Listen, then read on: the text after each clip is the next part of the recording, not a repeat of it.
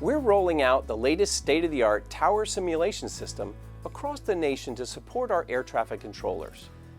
These new simulators give air traffic control trainees a high-tech space to learn, develop, and practice skills. They put our trainees in more realistic scenarios so they can truly feel what it's like to manage the flow of aircraft at some of the nation's largest and most complex airports. The new simulator graphics show far greater detail, including more realistic changes in visibility, weather, and lighting. They also help controllers get familiar with an airport's layout, runway, taxiways, and weather patterns long before they work live air traffic. The modern simulator system reduces the time it takes for controllers to fully certify at air traffic facilities by almost 30%, which means we can get our controllers on the job faster. So far, 56 sites have undergone a tech refresh with upgraded hardware and software.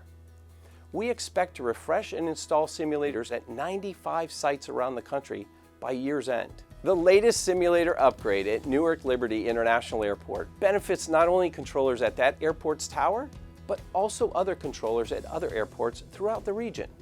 Bringing more simulators to the Northeast is another important step we're taking to strengthen our operations ahead of the busy summer travel season.